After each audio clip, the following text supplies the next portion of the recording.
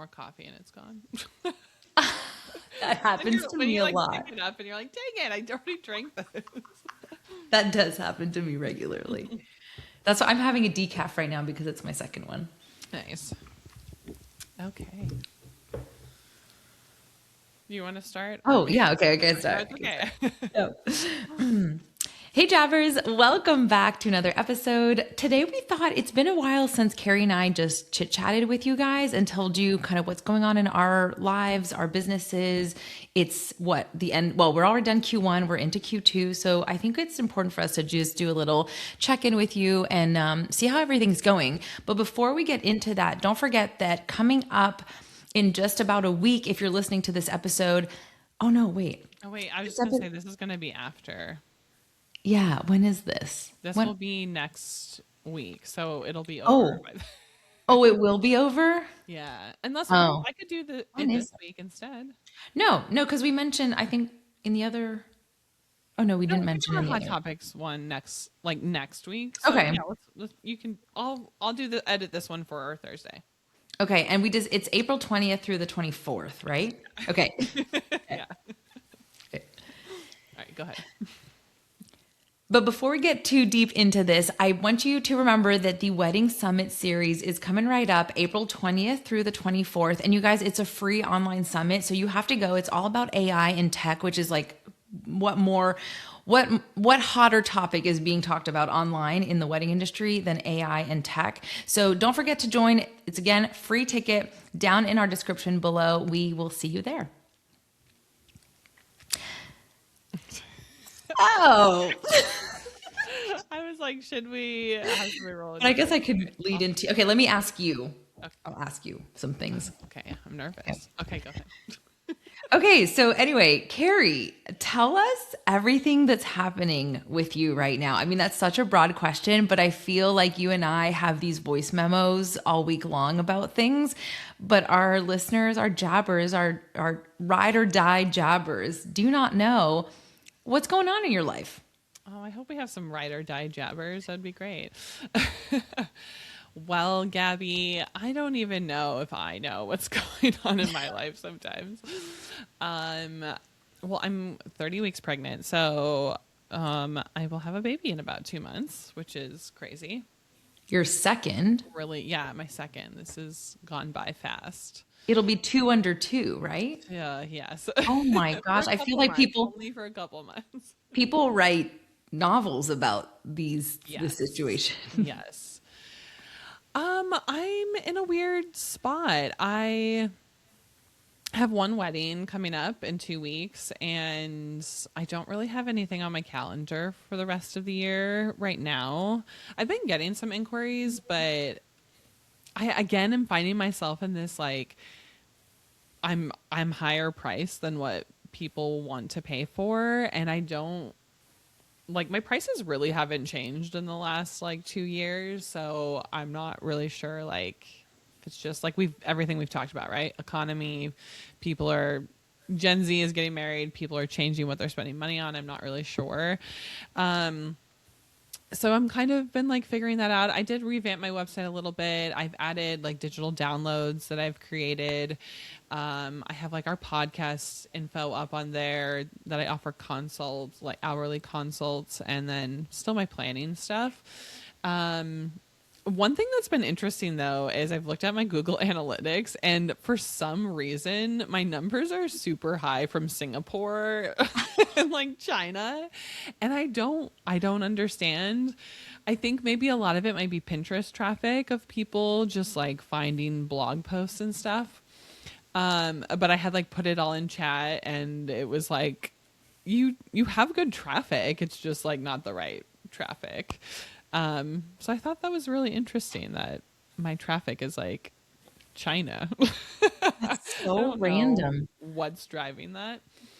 But yeah, I mean, I'm kind of in this limbo. I feel like so we had an astrologer on a couple of weeks ago, and I do feel like I need to chat with her to be like, what should I do with my life? Because I obviously like I've been running this business for 11 years, but it's like changed a lot, and it's much harder to run with a toddler and being pregnant. And so I'm trying to figure out like what's next for me and what do I want that to look like. I have been thinking about just doing more content education online in the wedding planning space. It's been fun like posting on threads and things like that, but just like kind of creating these video like coffee chats and just like sharing wedding education with people, which is also why I created the digital downloads, because I wanted to like be able to sell something that was like helping couples even if they're not paying for like a full planner. um but yeah, I don't know, I'm kind of like figuring out what's next in my business and how to sustainably run it while being home with two kids. So I think that's someone we should interview on the podcast, is like a mom who changed. I think, okay, hold on. Gary, we're going to do a live coaching session here, which I am not qualified to be a coach by any means. But it helps me see the light.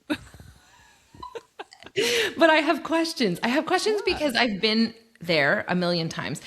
Let me finish my thought about the person on the podcast. I do think we should have a mom who, I hate to use the word pivoted, but it is what it is, but who pivoted their wedding business into something that still brings in money for them and they still feel like they're part of the wedding industry, but they're not necessarily in it. And I say that more than just someone who decided to be a mom full time, which there's nothing wrong with that. But I do wonder, and how you've talked to me a little bit about this in the past, is that you still love the wedding industry. You like being part of it, but you can't function at the rate you were going when you were didn't have kids. Mm-hmm. And you're at the mercy of these kids' schedules and needs and stuff like that. And your husband also works full time.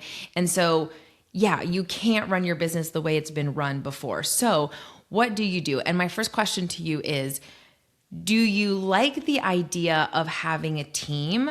Or like our friend Kayla Madden, who we had, she's an incredible designer. We had her on the podcast. She was like, I want to be an 80-year-old solo planner till the day I die. Oh like, my gosh, yeah. Yeah, remember? She like full on, shout out to Kayla, because I literally think of her in these scenarios and I'm like, she's going to thrive doing that. But like, that's not for me. And I wonder for you, what do you envision? And is a team something that you're curious about? Yeah. I don't think so. Because I think years ago when I was like at my peak and I had someone working for me part-time, I didn't mind. We had a great relationship and I didn't mind managing her, but there were parts of it that were overwhelming. Granted, she worked part-time for me. So like she had another job she was balancing, and it was like, you know, it's hard to do that when you're like, she's like, oh, I'm at work, my other job. And it's like, well, I need answers to this now. And I'm like, well, I get it. You're not a full-time employee. But I found it stressful. And granted, I probably didn't let go of as much of things that I could have for her. And I don't know if this is just becoming a mom, and this is maybe a great thing to talk about with whoever we do bring on, but I find myself way more anxious in planning with clients than I did before. And maybe I could just like manage the stress of the weddings because it was really the only thing I had to manage. But now that I'm like balancing two different lifestyles, I find like myself throughout the day being like, oh my God, I have to like get this email to this person. But I'm like also trying to take care of my daughter. You know what I mean? Oh, like the anxiety of like the deadlines that I have for my planning business. Like, I don't know, they bother me way more than they did before. Interesting. Well, and I think we could see it too as like, for a long time, your business was your baby. And so you've now neglected the business to prioritize your human babies, which is of course the right thing to do. So I could see that as my non-trained therapist self. I could see that as being something that you're like, oh, it feels a bit like a burden. it feels a little bit like you're not prioritizing you. And then in turn, you probably maybe feel some guilt about, I didn't give that client the same experience as I gave someone, you know, Right. 5 years ago when it was at my peak. Because before, right? Like if I'm like in the middle of the day thinking about something, I'm like, oh yeah, I'm gonna go sit at my computer and like send out these emails and like get these things into people. But I'm trying to like fit this into chunks of time throughout the day. And even now, it's like I got off an hour and a half long call. And obviously, after every call, there's like a plethora of to do things to follow up on. I'm like, okay, I got to figure out when I'm going to get this done today while also taking care of my daughter full time, you know? So it's a hard thing to balance. And I think honestly, talking to someone who's been there and done that is really helpful. And a lot of things I've come across, I think my algorithm is like mom related now, who are also entrepreneurs. And I saw someone talk recently about how like this season right now is maybe not a growth season for your business, and it's like a managing season, like, you know, just kind of like doing what you can do to keep it alive. Um, and every season, you know, fluctuates. Like maybe in a year it is like blossoming again, you know? And so I think it's like having to be okay with that. Yeah. Oh, that's a good point. Um, and I was going to say, a lot of the big successful mom entrepreneurs that we see online have help. And I think it's very easy. Like this goes for anybody in any situation. The comparison game online is like, you know, we see it every day. We have feelings about other people out of jealousy or whatever it is. But I think for moms, certainly there are some people that are caring for their kids and they're stay at home full time and they're also running a business. Like that's why women, we're made different. But there are also, what they're maybe not showing is their full support system. And I think you guys don't have anybody like family that lives close by. And I know that's something you talked about. Do you want to relocate closer to family? Is that the priority? Or do you want to find a place that you guys really love, like Austin or, you know, something like that? So yeah, I think not forgetting that a lot of the people that we see that they're like, I've made my first million and I have 5 kids. And I'm like, okay, you, Oh, I have a full-time nanny and right. Which is fine. Like good, yeah, totally. you know, they understand the sacrifice of maybe that was a financial sacrifice for them in order to get their business to the next level. But I do like what you say, like every season is different. We don't have to be in constant growth all the time. And that goes for anybody, kids or no kids. Like, I don't know, my friend who's a florist just tore her Achilles tendon and she's doing an event for me next weekend. And she's like, of course, this happens during peak wedding season when I want to do a lot of things. And she just launched this new floral brand and she's super excited. I'm like, it's literally the universe telling you to slow down, stop doing a million things. And it couldn't get your attention. So it is like, you know what? Let me injure you to slow you down. Because another part of me has also been like, maybe my business just sort of morphs into this like creative business of like keeping the wedding planning side of like, you know, if great clients come up, having the digital downloads, doing more photography, like kind of just not solely focusing on wedding planning specifically.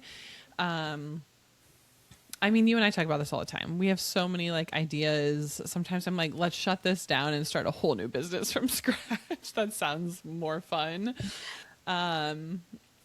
You know, it's shiny object syndrome. But I think even just like, I guess weaving back in my creative outlets in ways that I have made money over the years back into it instead of just like pigeonholing myself into like, how have I made money in this business? And like feeling like that's the only way I can make money moving forward. Cause it's something my husband and I talk about a lot. He's like, you're so hung up on like, there's no other way to make money because I'm used to making money from booking a client and that's how the money has to come in. And I think that's sort of like a mindset block for me of my business can't make money unless someone hires me for their wedding.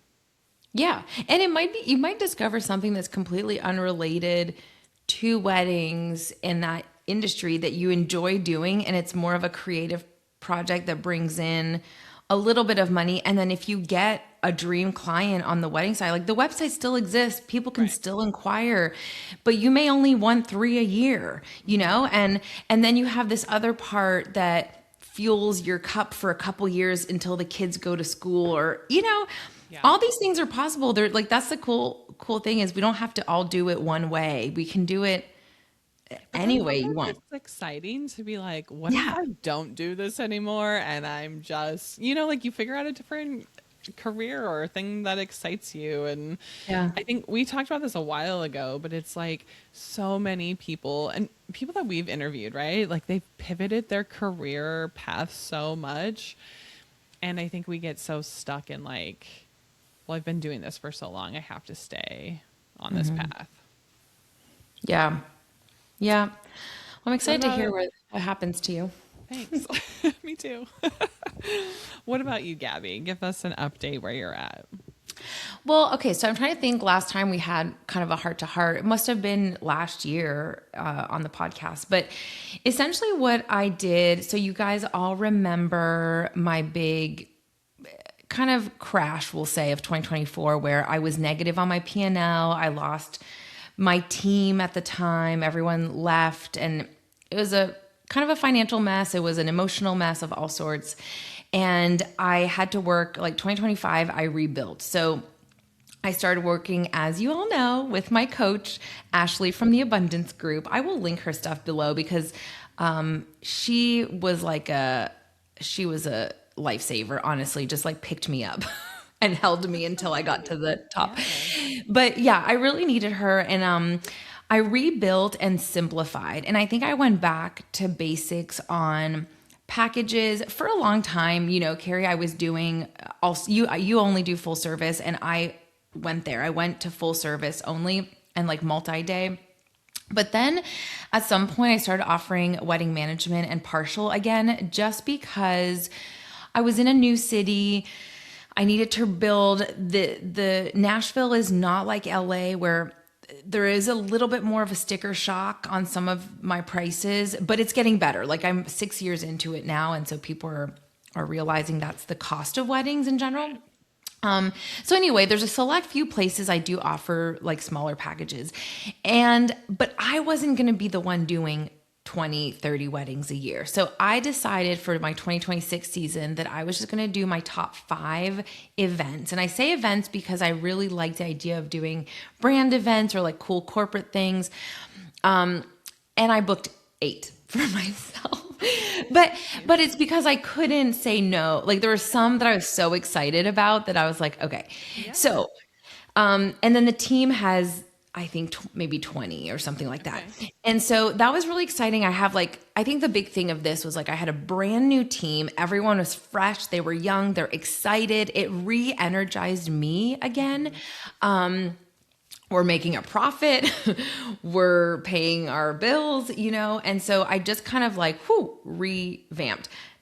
Now, the thing that bugs me is that my branding is still very much like this adventurous, multi-day glamping style of branding. And I feel like I've retired that a little bit. I am more of a luxury accommodations girly, and I want to be wined and dine. And I hate to say that like I deserve this now. I think anybody deserves that, no matter where they are at what stage of their life. But I've just felt like over 10 years into the business, I deserve having luxurious weddings that I like really enjoy. And I've enjoyed all the adventurous glamping stuff, but you know, so I'm kind of in this moment right now where I'm thinking, I reached out to a brand designer that I was really interested in, and I'm having actually a chat with her tomorrow. And I just want to see like, what does it look like to fully redo my brand? I know you have redone yours a few times over the years, and it's like, it feels good in a way. Like we evolve every year. So why shouldn't our brand? We don't have to stick to the same thing all the time. But I do think the way I'm going to rebrand, well, I don't know what it is yet, but I do think I'm going to have more of a competition. Like I'm going to have a lot more people that are similar vibe than when I was the adventurous planner. That's the only thing that worries me. I think that's exciting. Are you going to change your business name or leave Well, that the same? I kind of want to. Yeah, I think yes. The answer is yes. I do want to come up with a new name. I don't think it's going to be my name because at some point I don't want to be doing the weddings, or any of the events. But yes, I do think it will be a name change. That's exciting. I've thought about that too. Even just like I was saying, changing it to be like Kari Smith Studios or creative or something, so it kind of encompasses more than just wedding planning. I've changed my branding over the years a little bit, but I feel like it's still not right. And I like want to hire a designer. I can't right now, but I'm like, at some point it would be just to like feel aligned in your brand. I think it's really important to, if you're feeling that, because you might be able to take on better or more aligned clients when you feel like your branding's in the right spot. Yeah. And I think, yes. Okay. And I do think that like my biggest struggle right now is that my stuff is very wedding focused, but I really, like I said, want to do more brand things. And I can't figure out how to separate that. And luckily mine has the word events. It's not it's the brand's not something weddings, but I like the idea of like a studio or creative or something like that, just to give you other options. And for you, that makes sense with like your downloads. And if you did a print shop for photography or something like that, it's even if we move like to the Midwest, which we've talked about, and I was like doing more photo shoots, I feel like it's different, right? In different cities that you live in. And so I'm like, I could offer family sessions again and things that I feel like just aren't something I do as often here. I kind of do it by like word of mouth, just people I know, but it feels different, like somewhere like the Midwest for some reason. Yeah. Yeah. Cause you're going to be this big city girl coming to the small town. They're like, oh my God, Kari Smith is here. Back from California. Well, Gabby, I'm excited for you for that. Cause I think like a rebrand, a refresh would be great, but also like you sound like you're in a great spot of like having your team taking on events that you love and like slowly transitioning to like less of you being present on the day of, but like growing the business to have that team.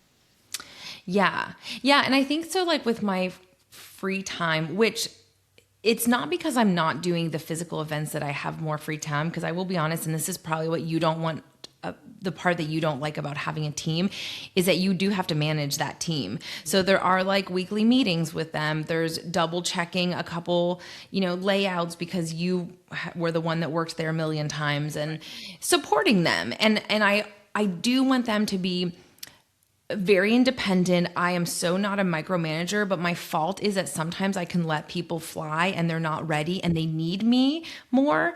And I want to make sure that I can be there for them. So that's kind of like this year is a bit of a hybrid year where I'm taking on some, but I am supporting my team a lot more.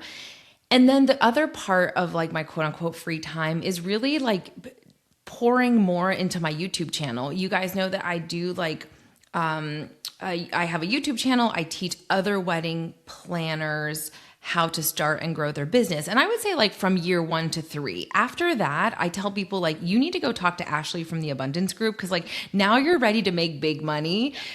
Go talk to her. Started. Yeah. Yeah. Like I get you started.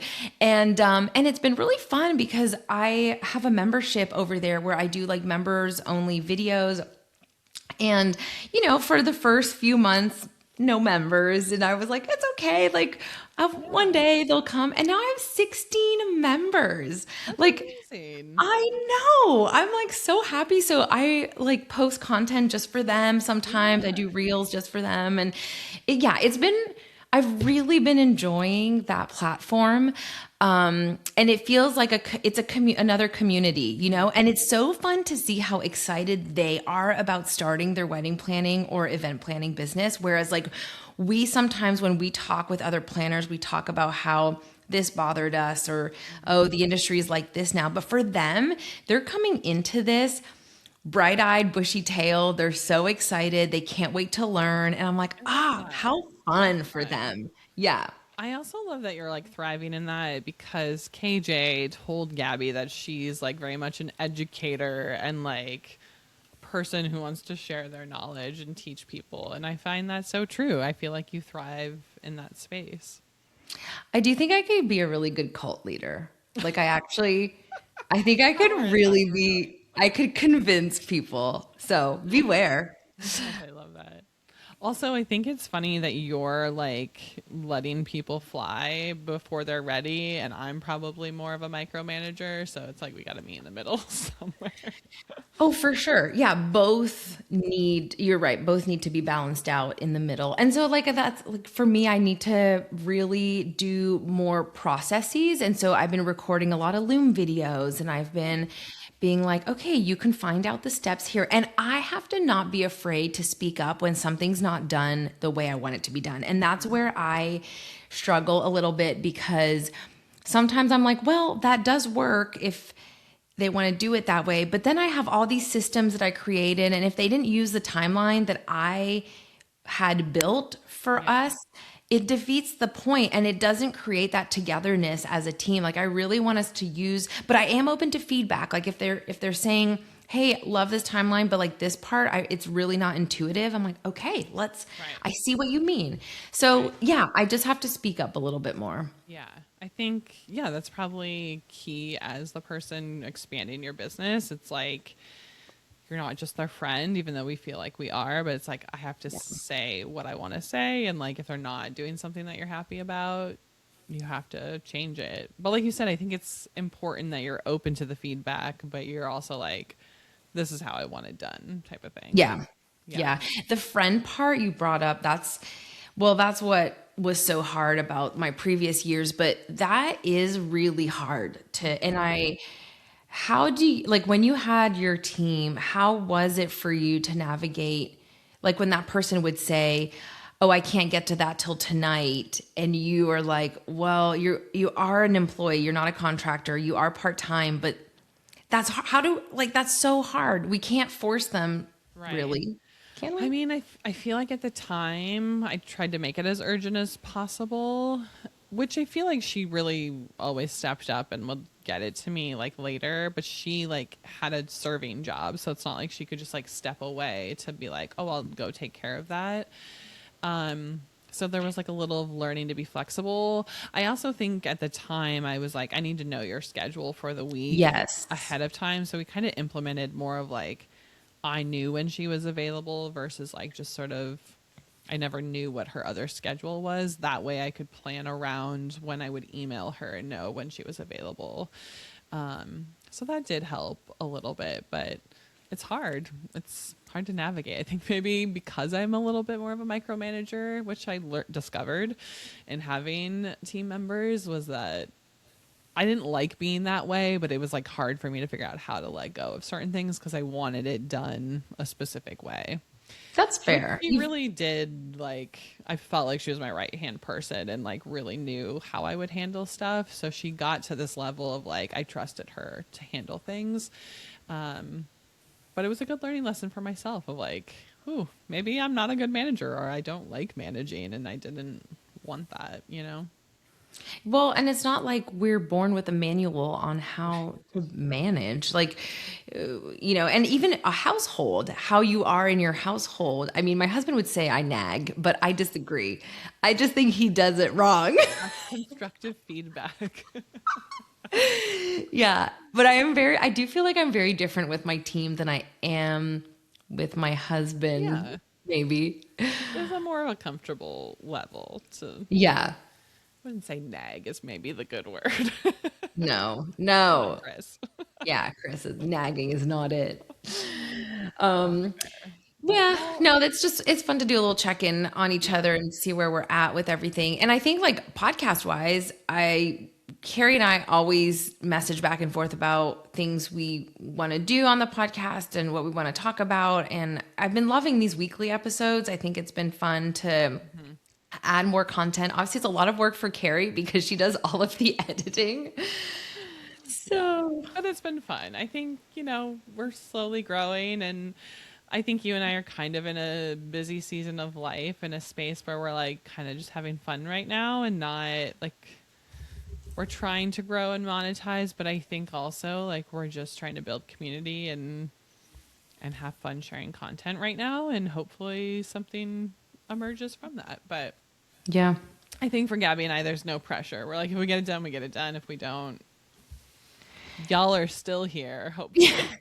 Our ride or dies. Well, that's the thing. If you see us like one week, ton of Instagram stories and posts, like we're thriving, and then crickets for 2 weeks, that's because life, it just happens. So we're trying to be easy on ourselves. What's that? We're trying to survive. It's okay. Yeah. Okay, but just for fun, I just pulled up our stats here. We have almost 8,000 all-time downloads, which is so cool. That's huge. Yeah. We get on average about 400 downloads a month, which that's big. I don't think I know 400 people. So that's really cool. My favorite is seeing where everybody is coming from. Let me see, because I think there are also other, like you were mentioning, you have a lot of people from China on your website, and we do have some funny. So obviously US, Canada, Australia. We got Singapore, Hong Kong, France. Those are only one person in each of those. We've got 3 people listening in from the Cayman Islands. Hey, what's up? Norway, New Zealand, Hungary, UK, and Australia, and then Canada and the US. That's so cool. A diverse group of I know. listeners. Wedding pros all over the world. We love that. Yeah. Well, we love these little check-ins. If anyone knows of a badass entrepreneurial mom that has pivoted their business, hit us up. Or if that's you, let us know. And Yeah. we'd love to have you on. But yeah, I like these check-ins. It's good. I think it maybe helps clarify some stuff for Gabby and I. Yeah, selfishly, this is for us. Yeah, exactly. But yeah, Jabbers, thanks for being here. If you guys want more content, we post weekly over on Substack. And we also have a bonus episode a month over there for paid subscribers, where we kind of share some more raw, thoughts and things like that. And so there's bonus episodes I think it's like $5 a month if you want to come support us. But otherwise, we'll be back next week with another episode. And thanks for being here. Bye. Bye.